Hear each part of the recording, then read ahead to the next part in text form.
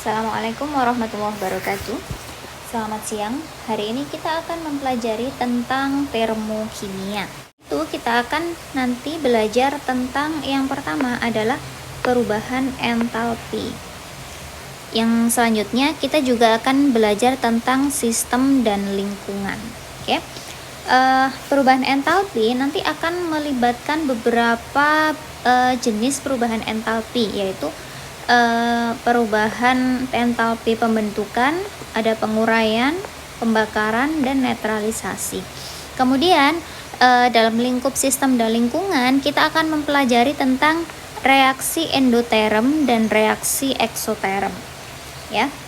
Kemudian dari entalpi ini kita akan mempelajari ini.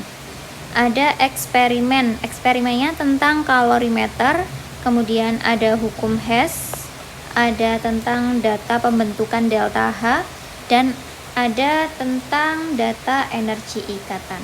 Jadi itu yang akan kita pelajari pada bab termokimia.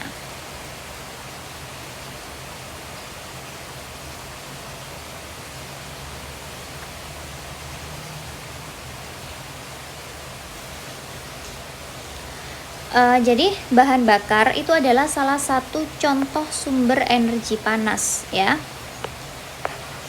Jadi bahan bakar itu adalah salah satu contoh sumber energi panas. Jadi energi yang terkandung dalam suatu zat itu disebut dengan entalpi atau dilambangkan dengan huruf H, ya. Jadi ini diingat-ingat. Kita akan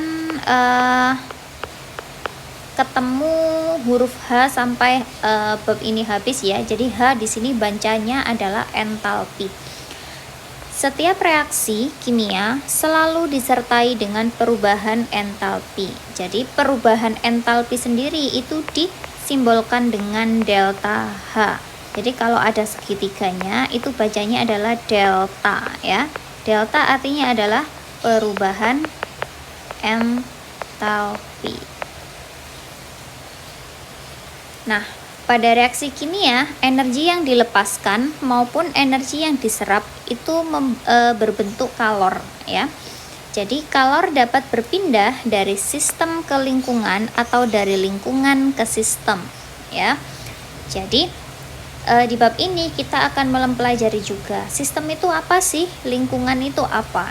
Nah, kedua atau perbedaan dari keduanya itu seperti apa? Oke. Sekarang kita kenalan dulu yang namanya sistem dan lingkungan. Jadi, yang namanya matahari itu adalah salah satu sumber energi yang istilahnya abadi, sumber energi yang sangat berguna bagi semua makhluk hidup yang disinarinya, ya. Jadi matahari ini adalah sumber energi bagi kehidupan. Kenapa? Karena matahari ini berguna pada proses fotosintesis, ya. Jadi kalau tanaman itu kan butuh matahari, ya, biar berfotosintesis. Nanti tanamannya akan menghasilkan oksigen atau O2, ya. Nah, oksigen ini buat siapa? Yaitu buat makhluk hidup. Nah, disinilah sumber energi itu berasal, ya. Tumbuhan selain menghasilkan O2, dia juga akan menghasilkan karbohidrat. Nah, karbohidrat inilah juga sumber energi utama bagi makhluk hidup, ya.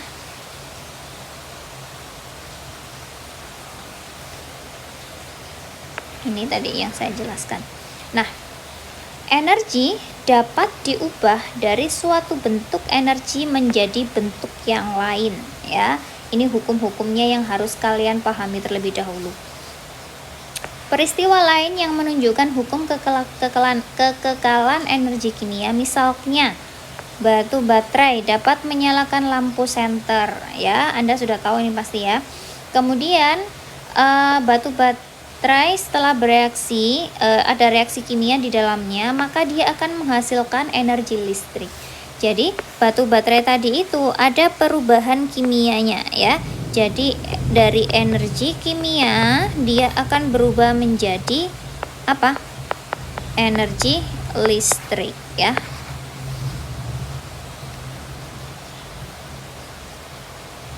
Dari energi listrik kan baterai ini digunakan untuk menyalakan lampu ya. Jadi nanti dia akan berubah menjadi apa? Yaitu menjadi energi cahaya. Nah, ini disebut dengan hukum kekekalan energi, yaitu energi itu tidak hilang tapi berubah menjadi energi yang lain ya.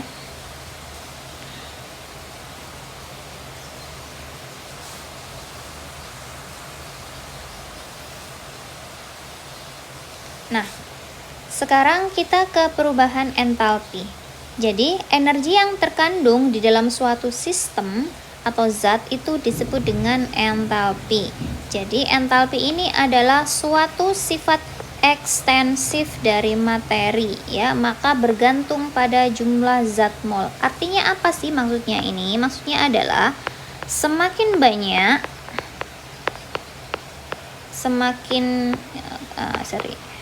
sebentar ya, keliru nulisnya. Semakin banyak jumlah zat yang menghasilkan energi,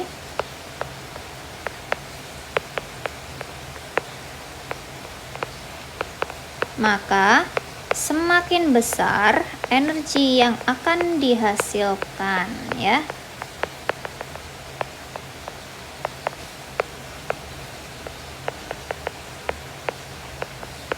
Nah, ini arti dari ini bergantung pada jumlah zat atau mol ya.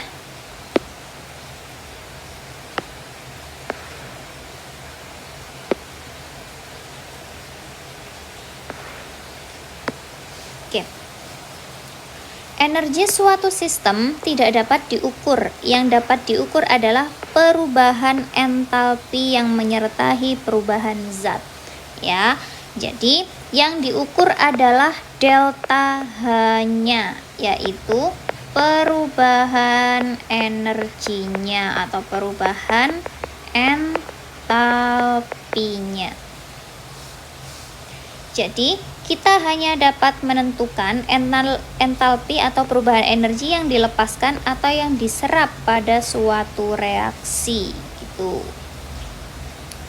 Jadi perubahan energi pada suatu reaksi yang berlangsung pada tekanan tetap disebut dengan perubahan entalpi. Perubahan entalpi dinyatakan dengan lambang delta H dengan satuan yaitu joule ya. Jadi delta H ini satuannya adalah joule atau kilojoule ya. Oke, sekarang saya kasih contoh. Entalpi air ditulis dengan HH2O ya. Air dapat berwujud cair dan padat. Entalpi yang dimilikinya berbeda. H2O ada L-nya, maksudnya ini ya, H2O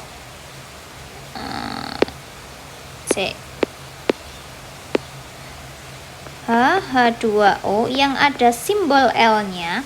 Ini artinya dia adalah liquid. Liquid itu artinya dia cair ya.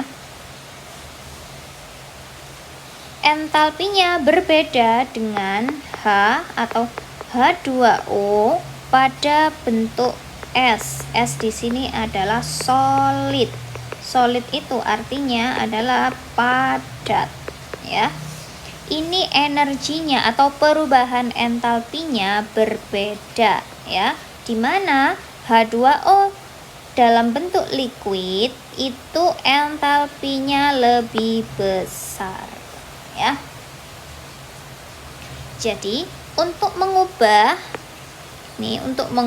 es menjadi air diperlukan energi dari lingkungan. Gimana caranya? Yaitu dimasukkan ke berubah dari es menjadi air, yaitu dengan cara dipanaskan ya, atau dibiarkan di lingkungan yang suhunya lebih tinggi ya. Jadi itulah energi dari lingkungannya. Sehingga kita bisa menuliskan bahwa delta H adalah peristiwa perubahan es menjadi air, itu dapat kita tuliskan seperti ini ya. Nah, delta H sama dengan H2O dalam bentuk liquid dikurangi dengan H2O pada bentuk padatannya atau bentuk esnya. Nah, perubahan ini dapat ditulis dalam suatu persamaan reaksi yang disebut dengan persamaan termokimia. Nah, jadi persamaan termokimianya adalah bisa ditulis seperti ini ya. Bacanya gimana? Yaitu perubahan H2O, ini bacanya ya, perubahan H2O dalam bentuk padatan menjadi bentuk cairan, dia delta H-nya sebesar plus 6,02 kilojoule ya. Nih. Oke, sampai di sini difahami terlebih dahulu ya.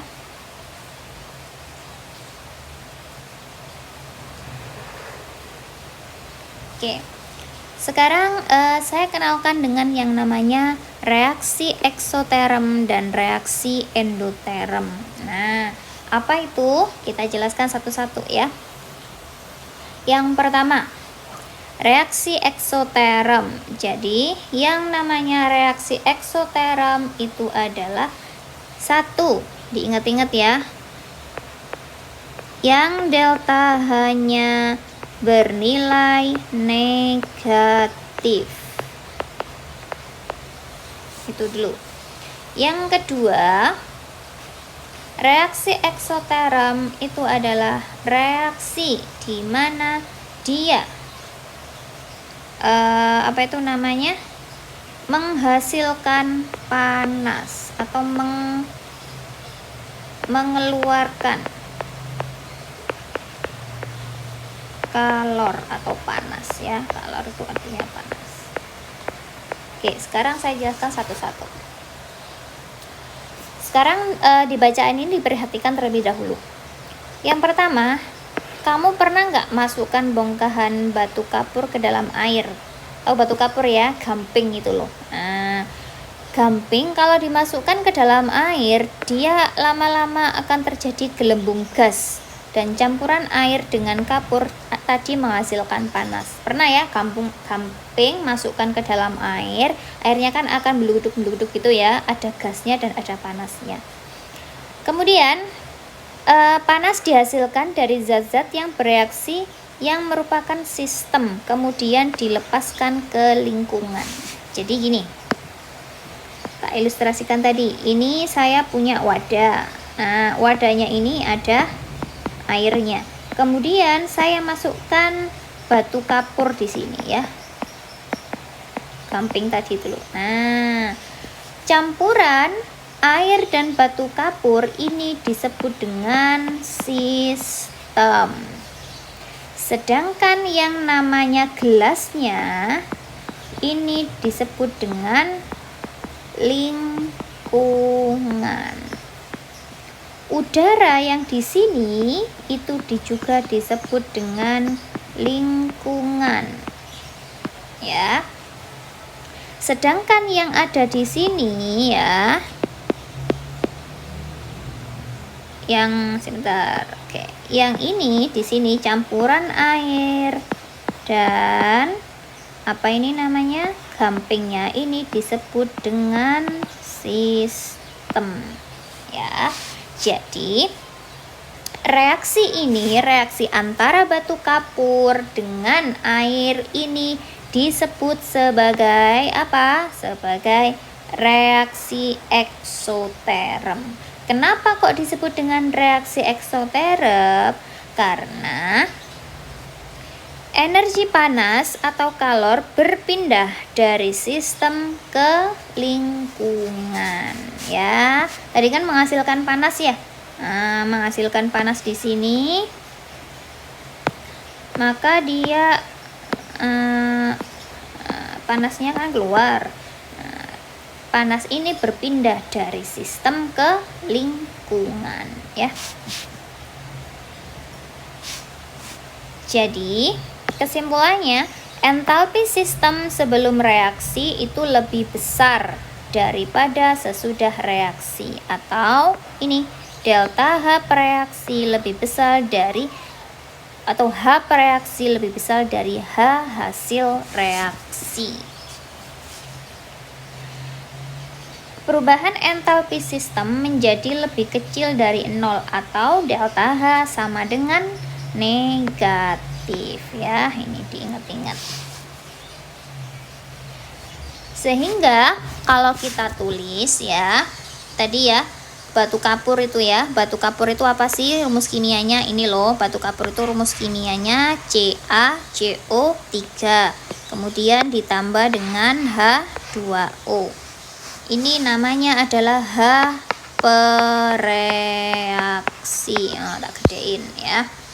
Kemudian kedua, zat ini kalau dia bercampur jadi apa? Dia menjadi ini CaOH2 plus CO2 ya. Gasnya tadi ini loh Rek, ini adalah gas CO2 atau gas apa? Gas karbon dioksida ya.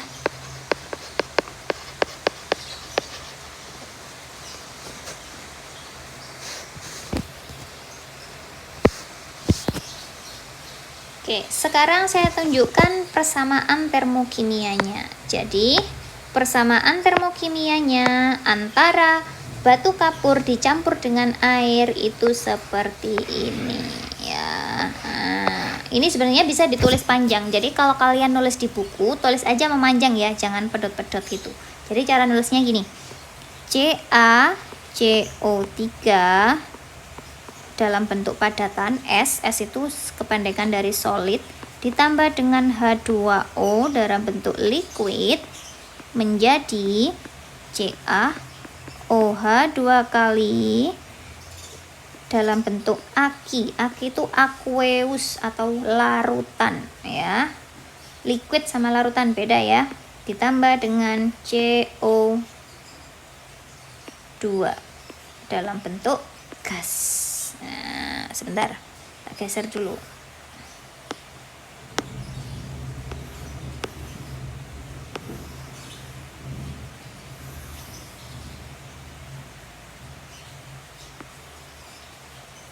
Oke.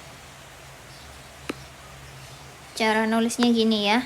Oke, ini masih ke sini. Nah, delta H-nya taruh di sebelah sini. Delta H sama dengan minus 97,37 kilojoule ya, gini.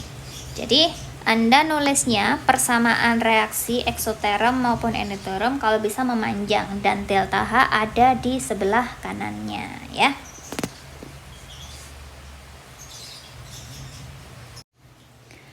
Selanjutnya saya akan menjelaskan tentang reaksi endoterm. Jadi, kalau reaksi endoterm itu adalah reaksi kebalikan dari reaksi eksoterm ya. Pada reaksi endoterm, sistem menyerap panas dari lingkungan ya. Jadi kebalikannya. Jadi kalau eksoterm itu panasnya dilepaskan ya. Tetapi kalau reaksi endoterm itu panasnya diserap. Entalpi sistem sesudah reaksi akan lebih besar daripada sebelum reaksi. Jadi kalau endoterm, H pereaksi lebih kecil dari H hasil reaksi ya. Perubahan entalpi sistem menjadi lebih besar dari 0 atau delta H sama dengan positif ya. Diingat-ingat kalau reaksi endoterm delta H-nya positif atau plus. Sekarang saya beri contoh reaksi endoterm. Reaksi endoterm dari perubahan CaCO3 CaCO3 menjadi CaO dan CO2.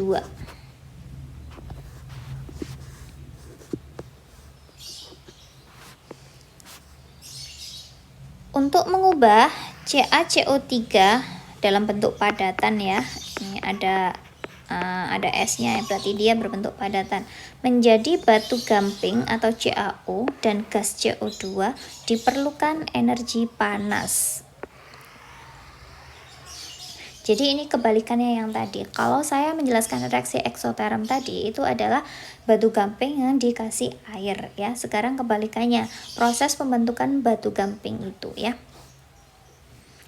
Kemudian reaksi ini bisa ditulis dengan ini, CaCO3 dalam bentuk padatan menjadi CaO dalam bentuk padatan dan gas CO2. Delta H-nya sama dengan plus 178,3 kJ ya. Reaksi endoterm ada yang berlangsung secara spontan. Sistem dengan sendirinya menyerap kalor dari lingkungan. Nah, pada proses ini akan terjadi penurunan suhu lingkungan. Jadi kalau kita pegang wadahnya, sistem akan terasa dingin ya. Jadi ini akan menjadi lebih dingin. Contoh yang kedua reaksi endoterm yaitu pelarutan urea ya. Urea, rumus kimianya CONH2 dua kali dalam bentuk padatan ditambah dengan H2O. Ini maksudnya tambah H2O ya, atau dicampur ya. Campur dengan H2O menjadi CONH2 dua kali dalam bentuk aki atau bentuknya apa? Larutan. Sehingga reaksi ini disebut dengan salah satu contoh dari reaksi endoterm ya. Contoh yang kedua adalah ini, reaksi barium hidroksida hidrat dengan amonium klorida. Oke, cukup dibaca saja. Nanti saya jelaskan satu-satu gimana cara menentukan apakah reaksi itu eksoterm atau endoterm. Oke.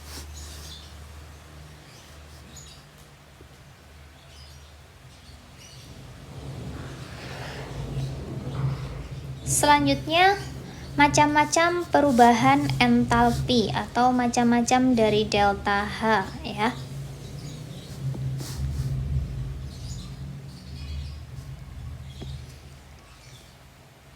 Besarnya perubahan entalpi suatu reaksi bergantung pada jumlah zat yang bereaksi, bergantung juga pada suhu zat, wujud zat, dan juga tekanan zat.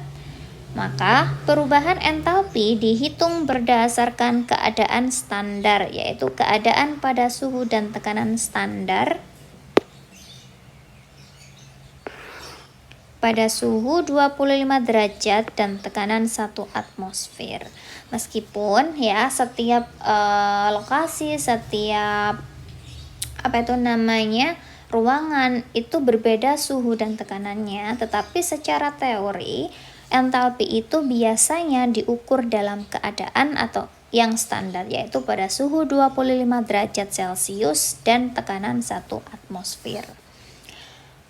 Perubahan entalpi reaksi ada yang berupa perubahan entalpi pembentukan atau delta HF, ada entalpi penguraian atau delta HD, ada entalpi pembakaran atau delta HC, dan ada entalpi netralisasi atau delta HN.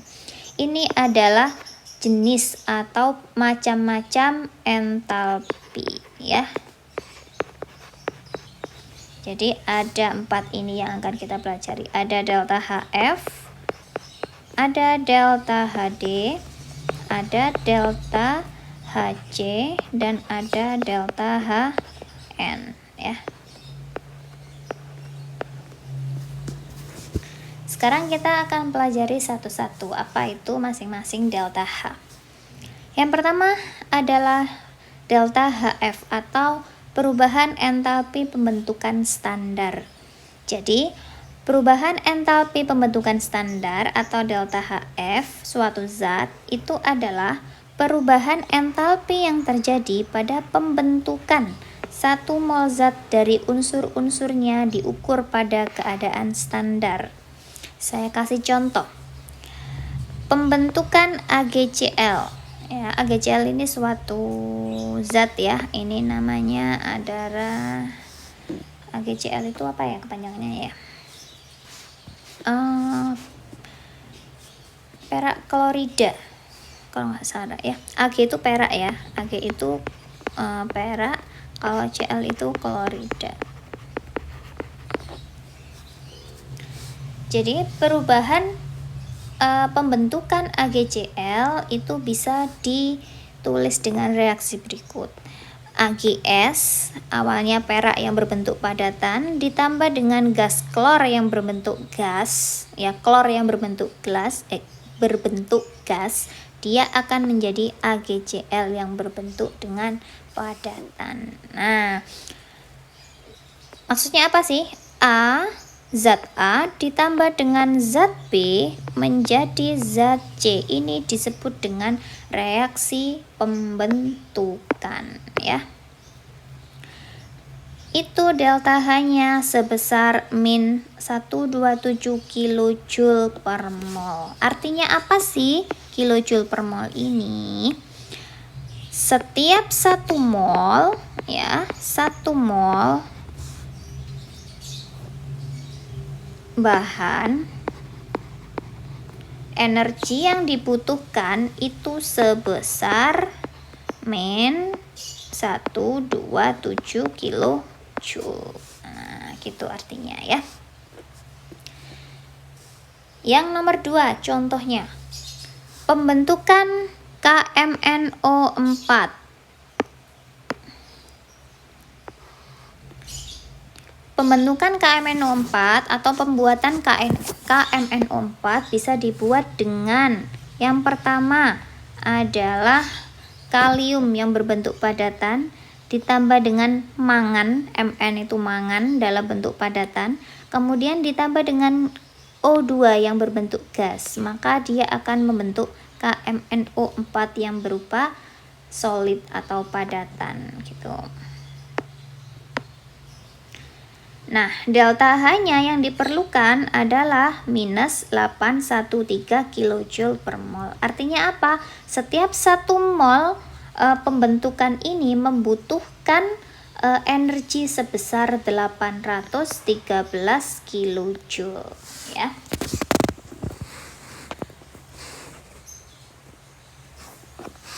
Selanjutnya, delta HF atau pembentukan standar bergantung pada wujud zat yang dihasilkan.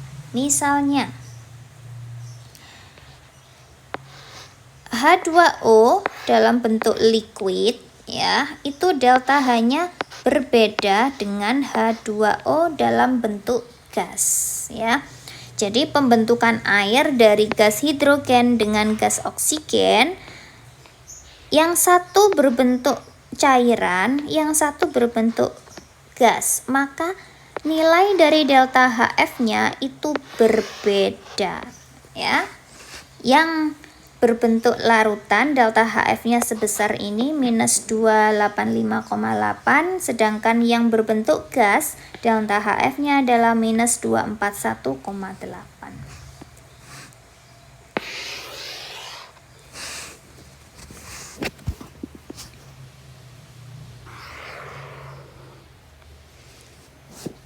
Selanjutnya perubahan entalpi penguraian standar atau delta HD ya. Yang tadi membentuk, sekarang menguraikan, kebalikannya ya. Nah, delta HD adalah suatu zat delta HD suatu zat adalah perubahan entalpi yang terjadi pada reaksi penguraian 1 mol zat menjadi unsur-unsurnya pada keadaan standar. Contoh, berarti kebalikannya ya. H2O ini kalau kita uraikan menjadi unsur-unsurnya, apa saja unsurnya dari H2O itu, yaitu terdiri dari atom H dan atom O, ya. Maka delta HD-nya itu sebesar plus 285,8 kilojoule. Nah, itu cara bacanya. Yang kedua, gas CO2. Menguraikan gas CO2 menjadi C dan O2 itu delta HD-nya sebesar plus 393,5 kilojoule per mol, ya.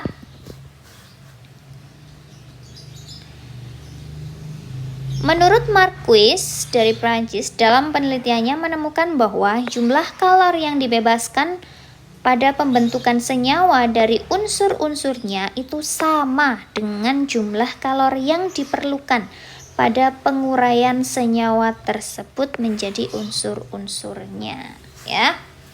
Nah, hukum ini disebut sebagai hukum Laplace, ya. Jadi contohnya begini. Pembentukan, ini kan delta H apa F pembentukan, ya. Ini pembentukan, yang ini adalah penguraian. Jadi, pembentukan NH3 atau amonia dengan penguraian amonia pada dasarnya nilai delta H-nya sama, hanya berbeda simbol. Yang ini simbolnya negatif, yang ini simbolnya positif. Artinya apa? Ingat ya materi yang sebelumnya, kalau delta H-nya berbentuk negatif, maka dia disebut sebagai reaksi eksoterm. Sedangkan kalau delta H-nya bentuknya positif, berarti dia adalah reaksi endoterm. Ya, jadi nilainya sama, hanya berbeda jenis reaksinya. Yang satu eksoterm, sedangkan yang lain adalah endoterm.